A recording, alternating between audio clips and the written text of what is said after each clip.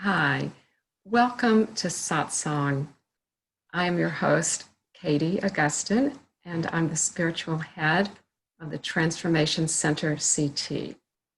So we're happy that you're joining us tonight on Zoom, since we're still not able to hold the satsangs in person. Hopefully we will be able to do that soon. Yeah, so as you know, we're going to have an evening where we're going to start with we're going to start with our tea actually, and then we're going to move into talking, and the topic tonight is love, one of my favorites. And so then we're going to have a guided visualization that Radha, Cathy French is going to do, and then we're going to have Nalini lead us in chanting. So as most of you know, Radha is the spiritual head of the Mahavatar Babaji Mystery School. And right now she's living in upstate New York, where she does private practice. She's an energy healer. She's a coach. She's just an amazing soul. And we've been together on the spiritual path for quite a while. She's my mentor, as a matter of fact. So I'm really glad she's here again tonight. And Nalini is with Nalini Shamanic Divination Healing. And she's also a very important part of our spiritual group. And she's going to lead us in the chanting tonight. So I'm happy that she's with us as well. All right, so if you're ready, Radha, I think we'll start with Arati. And if you wouldn't mind just explaining a little bit about it as you go. Thank you. Sure, thanks, Katie. So Arati is an ancient practice, and it literally means the waving of the lights. And so with each waving of the light, we're asking that our own inner light be kindled. We're going to use the mantra of the lineage, Om Namah Shivaya. Om Namah Shivaya, Shivaya, Shiva. Om Namah Shivaya, Shivaya, Shiva. Sadgurnath Maharaj Ki Jaya. And that means we bow to the venerable feet of the ascended masters. There we go. Beautiful. Thank you. And again, welcome everybody tonight.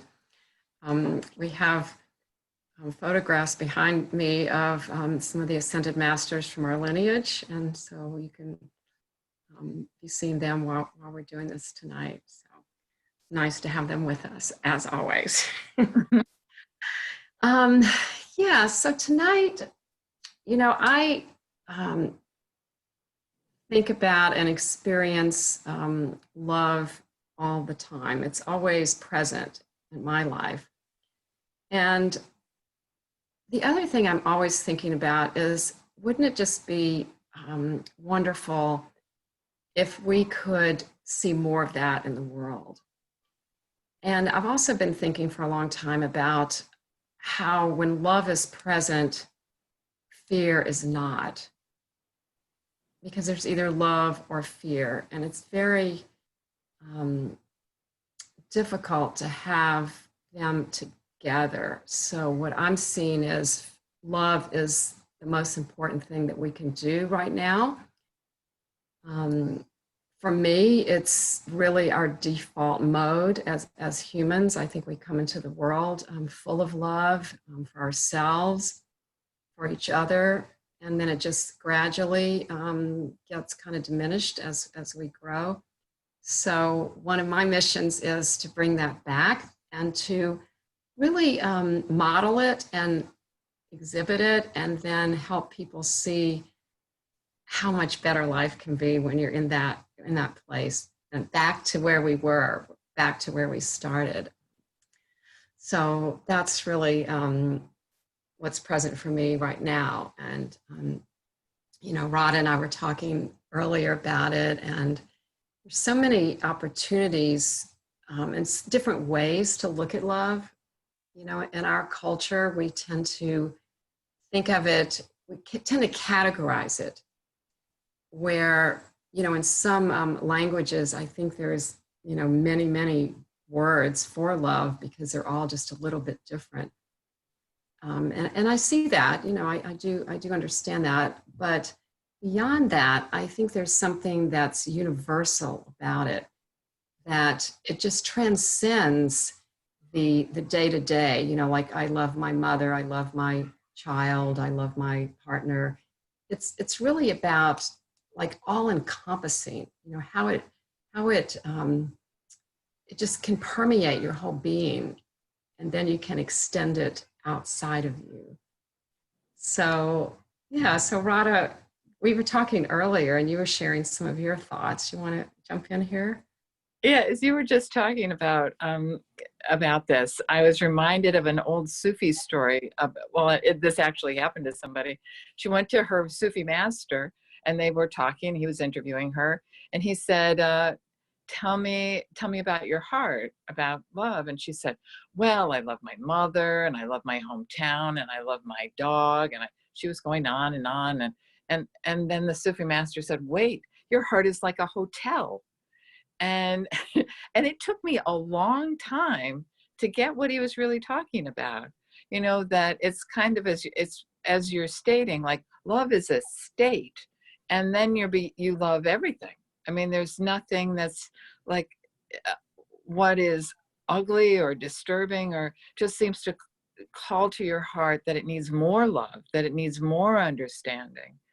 And I think that's as we move through the stages of love and through loving ourselves, which I think is really, you and I were talking about this earlier, that the ability to truly love oneself, love and accept oneself just as we are, and to see ourselves as God sees us, as a creation of the divine, that's where a real transformation occurs in terms of how we experience both loving another and receiving love ourselves, because those two things also are the same thing.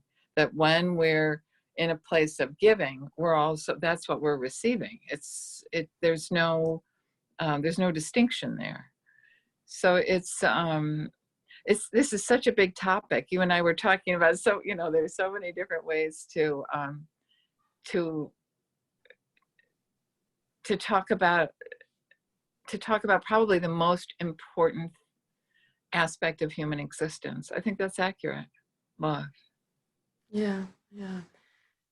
Yes, absolutely. And in terms of the self-love, I was thinking about it, and it's like, how can we not love ourselves? We are children of God. We're, that's my belief, that we have God, part of God in us. We're spirits. We're beings who are here as part of the whole. Mm-hmm. We're all one. So how could we not love ourselves? That's what I was thinking. It's like we give ourselves reasons, Mm-hmm. rational things not to love ourselves or even like ourselves sometimes.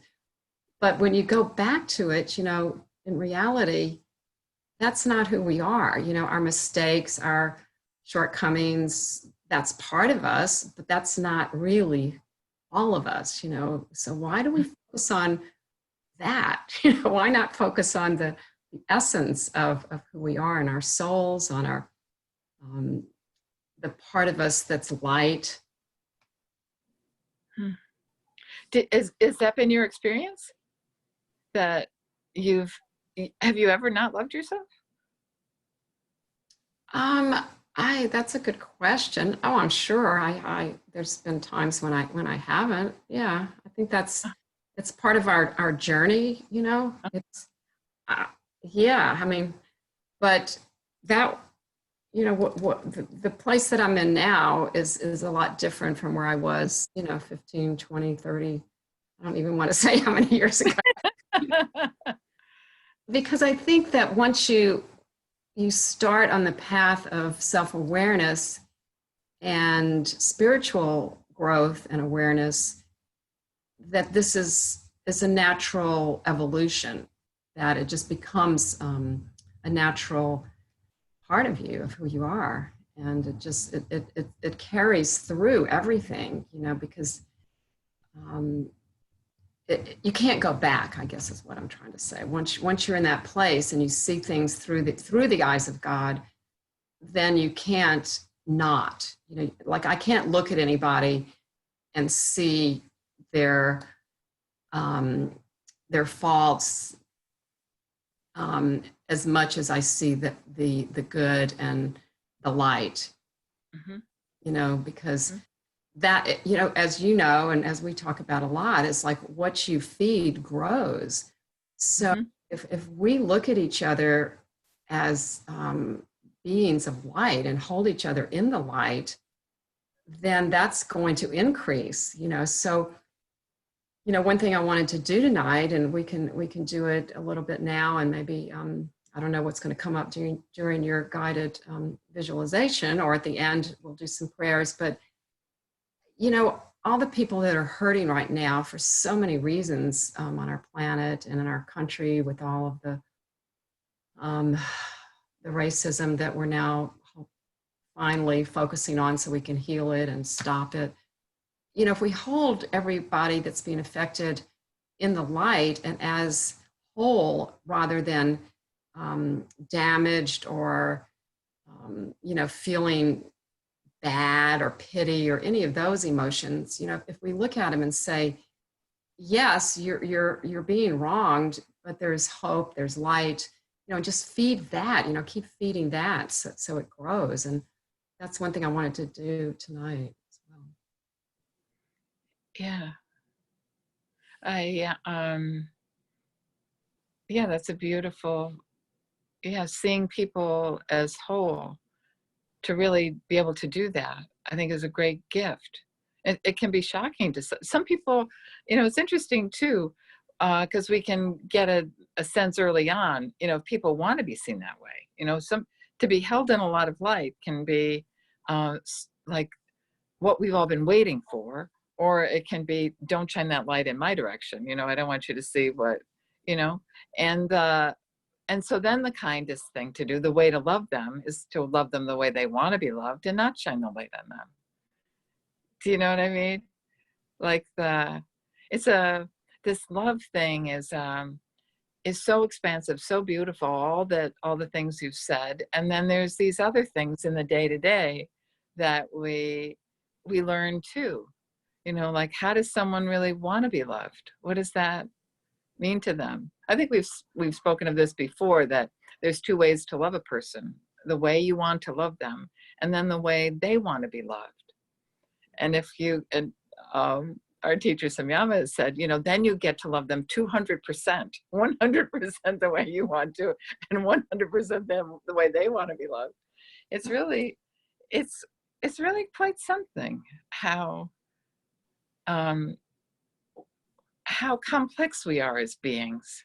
You know, that here love is arguably the greatest force in the universe, or the essence of what the universe is made of. And here we are stumbling around with it in, you know, here on planet Earth. And I think it's what we all want.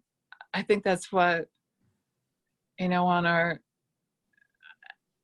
I don't know, from the stories that you hear, certainly, you know, people want love, I think, more than they want anything else in the end. Don't you think? What do you think, Katie? Yes, because I think it is our natural state. You know, as I said a little while ago, I think it's our default mode, and I think we're born full of love and giving love, receiving, and it's just there. So on some level, as we grow and it diminishes, we know that we're missing something. Yeah. And I think it's very it's kind of tricky to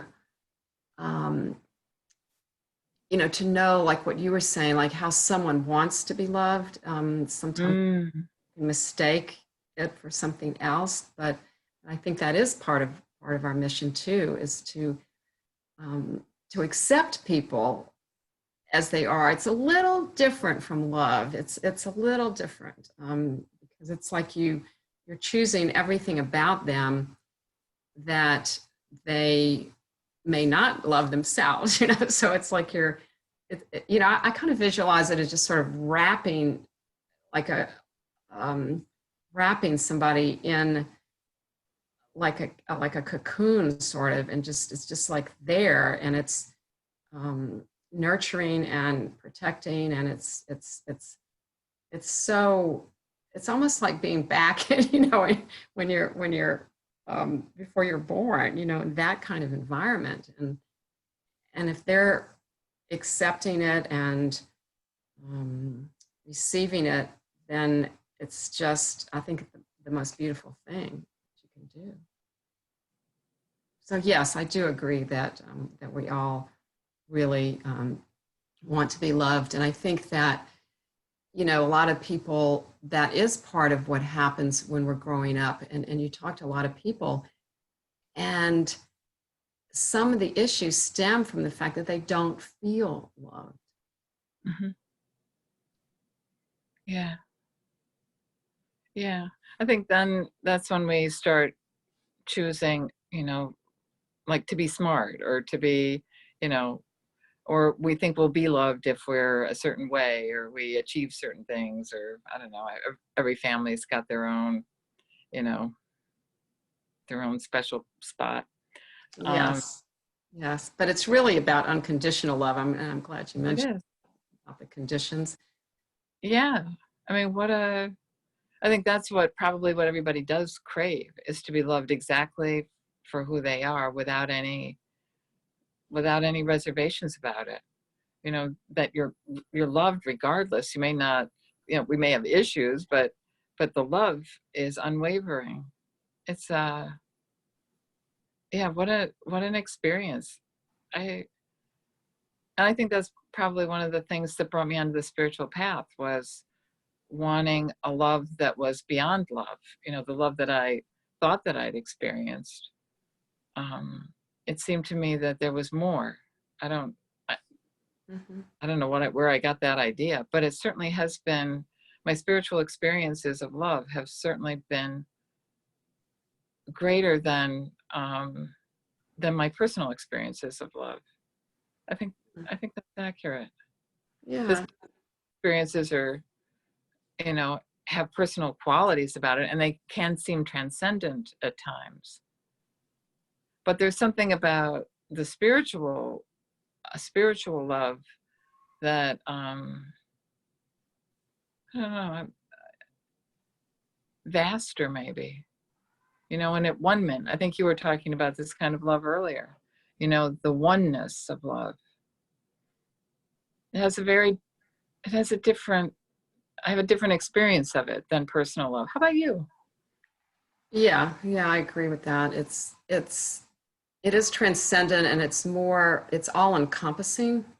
Mm-hmm. So, when I'm in that place of just, it is at one with God or universe, or however you want to characterize it. And it feels like what it feels like to me is when I'm filled with that love, that I'm not even there. It's like the self is Mm-hmm. gone, the ego is gone. It's just like it's like, the term ecstatic love for God. So Mm-hmm. something there that I'm not quite sure how to describe it, but it's just, you can't help smiling. You can't help just like being, it's like, I really who we are. And it's it's a great place to be. And I think that we have to, it's a process, it doesn't just, like, for me, it just didn't happen overnight. It was more like a gradual, Mm-hmm. kind of grew into it. Yeah, I was just thinking, that as we're talking about these states, how do you help someone else get there? Do you remember steps along the way, or what you'd say to someone tonight about Um, growing their love nature? I think that, going within. So you start with meditation for me, and just being in a place where you can accept, and receive, and whatever comes, and it's always good. It feels like light. So I think for me it's just being in that quiet space and getting out of your head and feeling feeling kind of like free, so there's nothing tethering you. There's no obstacles. It's just being. So that's what started, I think, for me. How about you? I was remembering when, because I came to spirituality through energy healing.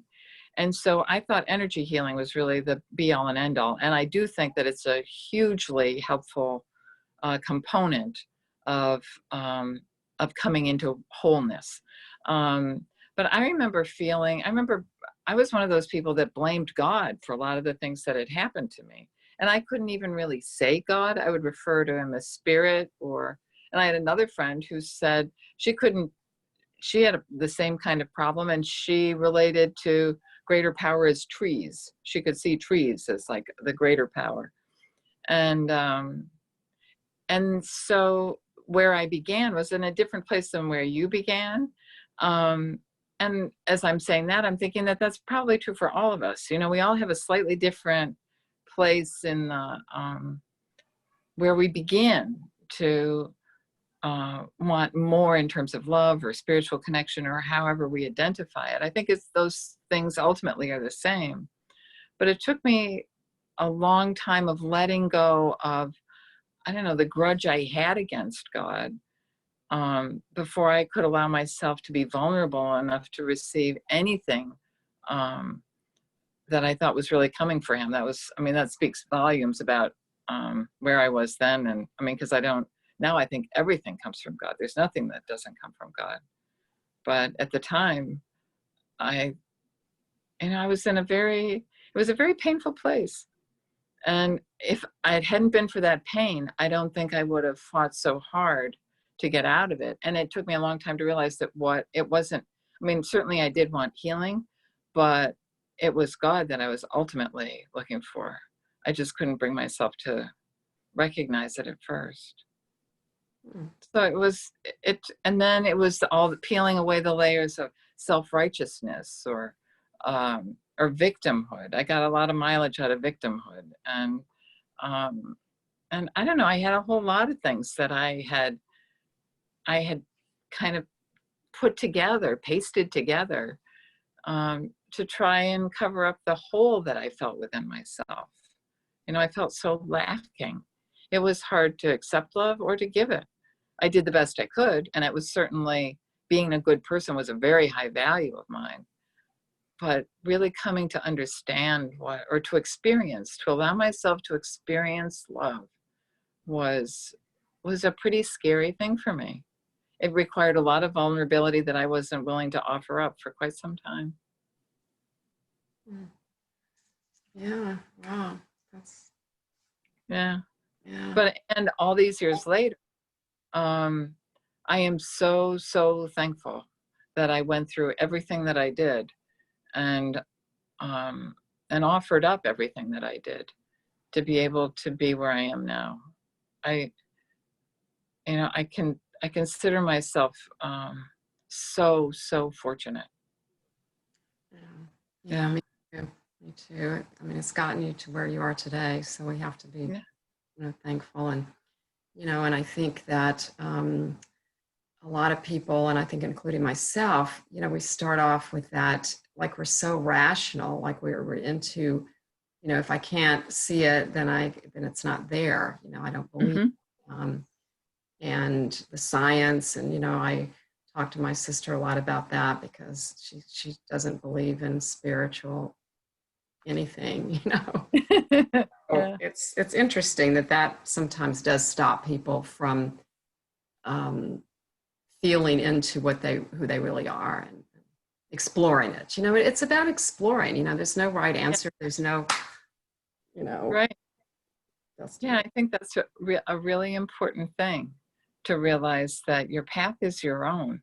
And sometimes it's the smarter a person is, you know, smart, by smart, I'm just talking about like traditional IQ kind of smart.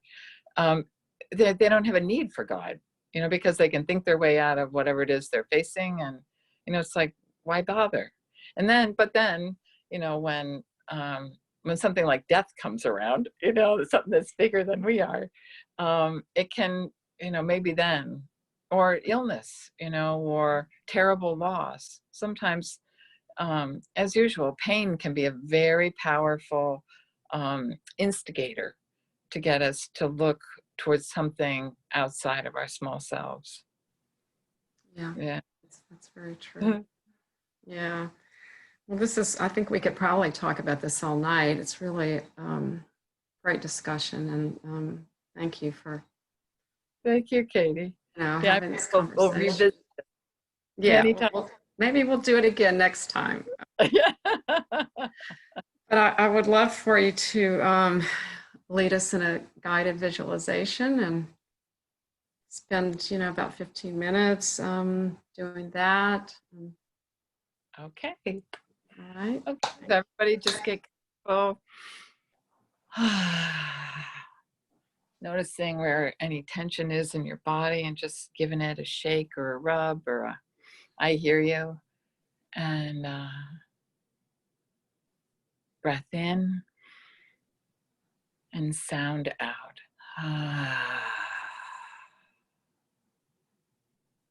Feeling yourself soften and open. And again, breath in and a sound out.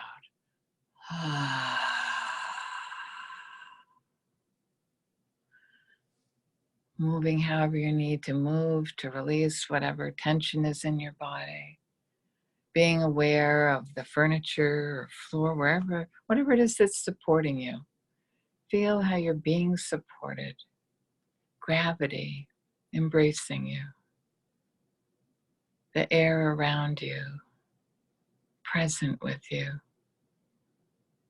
And one last time, breath in and sound out.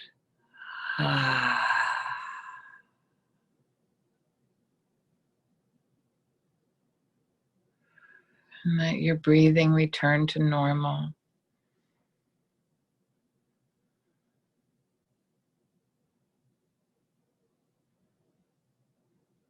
Feeling an evening light all around you.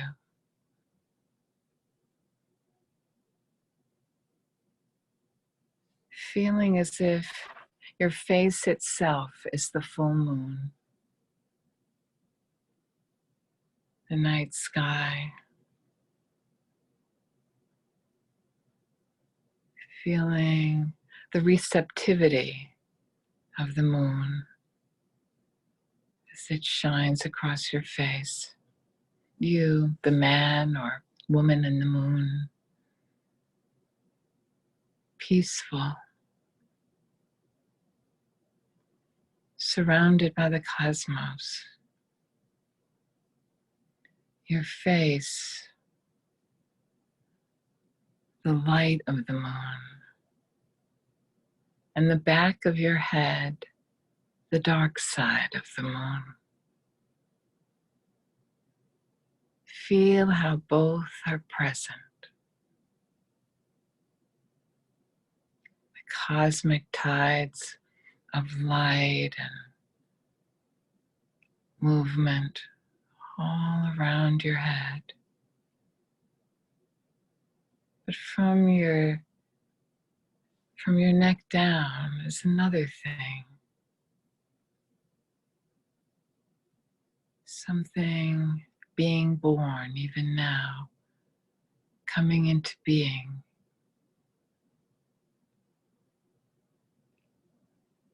Feeling the generosity of light that is reflected across your face as you illuminate the evening sky.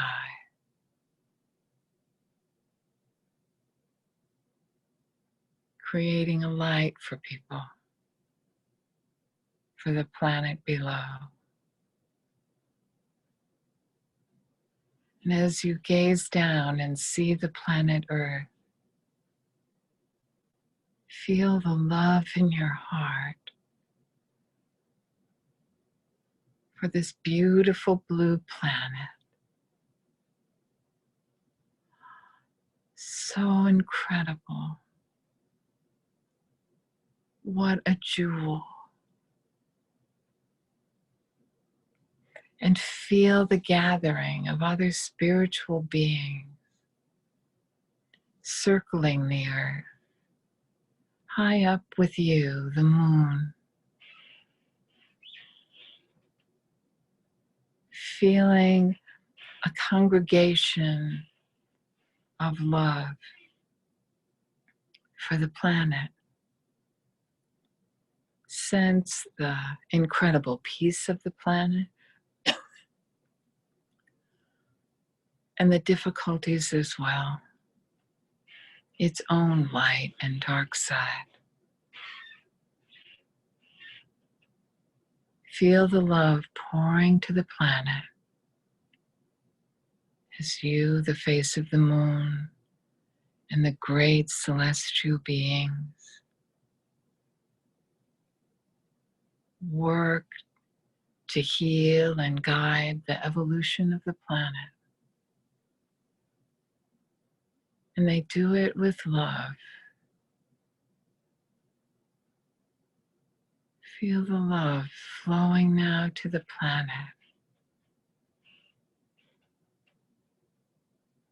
The loving care that these great beings are sharing with us. As love flows to the planet, cosmic streams of it, being stirred across the air currents, moving down into the water currents, dancing on the leaves of the trees, being breathed in by the inhabitants of the planet.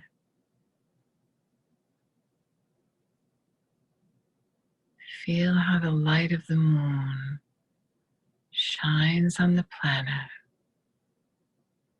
allowing for this great bathing of planet Earth. The moonbeams bringing light and love to the planet.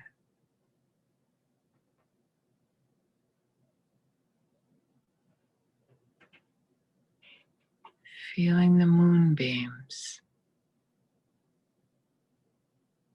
filled with love.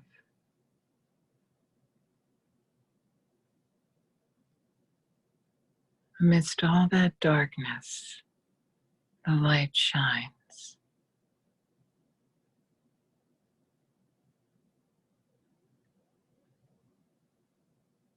Feel the cosmic consensus that allows for love to flow here,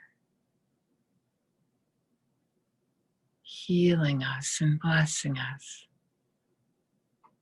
when we're more available in our sleeping state.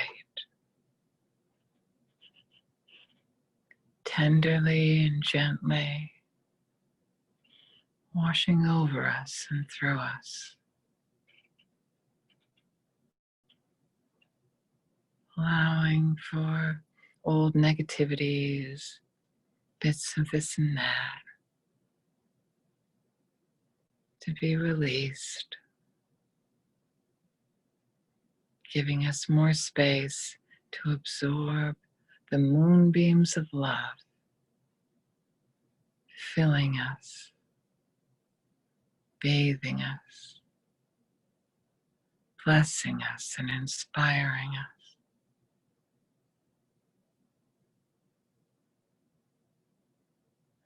Breathe. As you recognize you are the one giving and the one receiving. Feel yourself open to give and to receive even more. Feel how you're in the flow of love.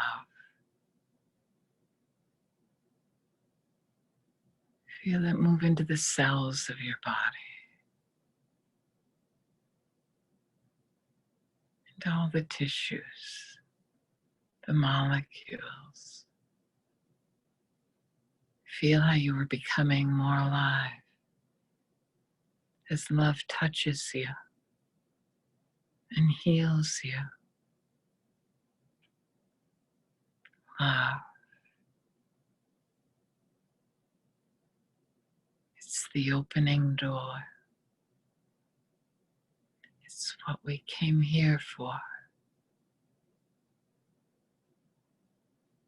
No one could offer you more.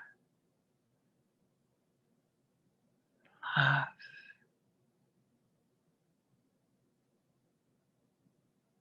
Breathe. Letting love itself begin to transform you. Let love have its way with you as you yield.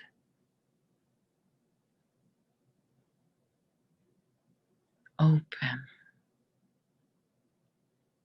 Receive.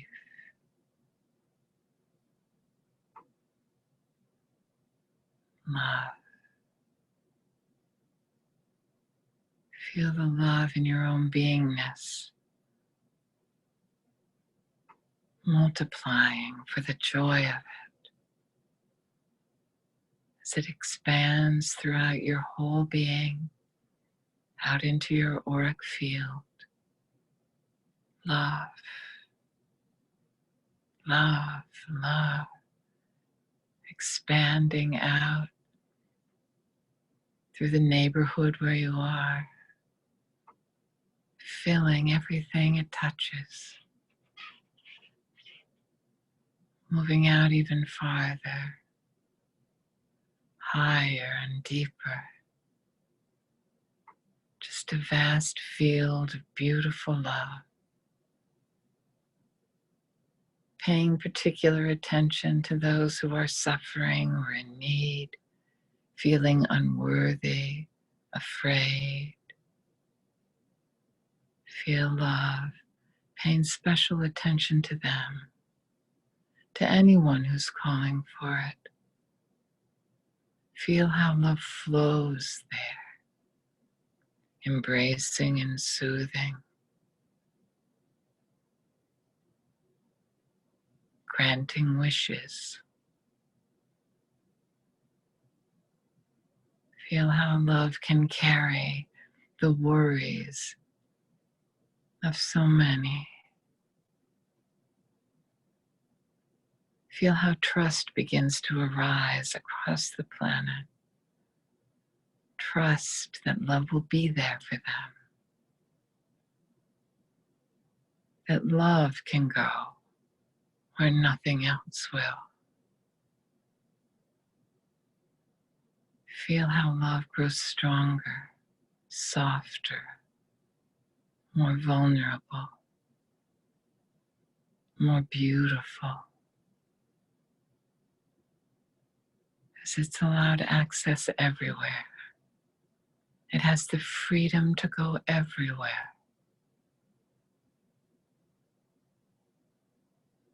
As we experience more and more of what love really is.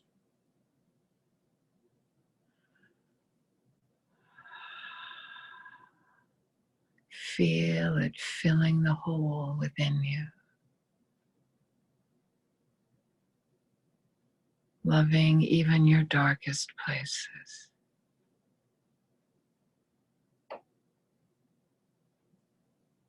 Feel love for yourself. Allow yourself now to be truly loved. Breathe.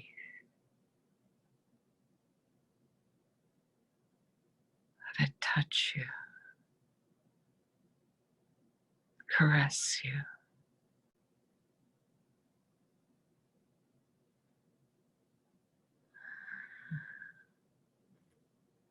Feel the love across the planet. Be absorbed by the planet. Be absorbed by the atmosphere. Be absorbed deep into the earth, to the very heart of Mother Earth. How it multiplies, flows, creating rainbows, the fur on the back of a fox's head. Feel the majesty and the meekness, the beauty itself of love.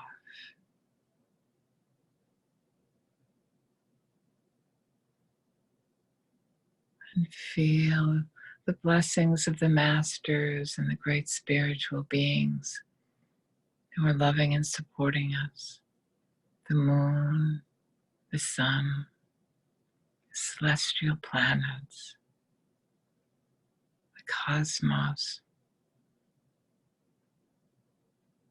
a giant jewel box for this jewel of a planet that shimmers in love.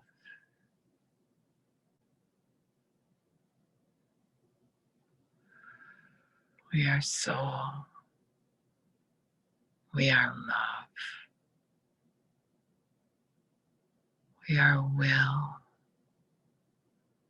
We are light divine. We are a fixed design. So be it, and be it so. Amen. And begin to bring yourself back to the room, wiggling your fingers and toes, opening your eyes. There's no rush.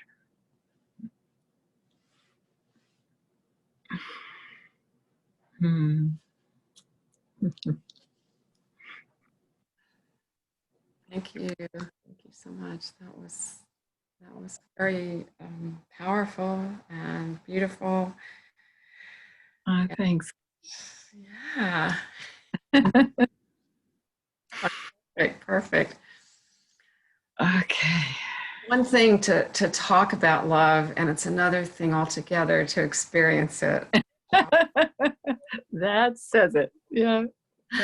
So that was awesome. And I forgot to mention earlier that one thing that I had read a long time ago that really made a big difference for me was a book by Marianne Williamson called A Return to Love. Oh, wow. And I think that, I'm going to have to go read that again because it really it was beautiful. Thanks for that. Yeah, so everybody, take that with you and keep it in your heart and your soul and just breathe that love in and out, just, all the time. It's there for you. And now we're going to shift gears a little bit and do some uplifting chanting. And I'm going to share the screen of what the chant is going to be. It's the same thing the same mantra that we had for the Arati. And it's Om Namah Shivaya, Shivaya, Shiva. So that's, and Nalini is going to lead us in the chant. And she can tell you exactly how she wants it to go. But basically, we decided last time that everyone will stay on mute except Nalini, the lead chanter, and Radha, Cathy, who's going to be the lead responder. So it's going to be a call and response where Nalini will walk you through it. So we're going to leave everybody on mute. I'm going to put myself on mute. All right, here's Nalini. Hi, guys. Hey.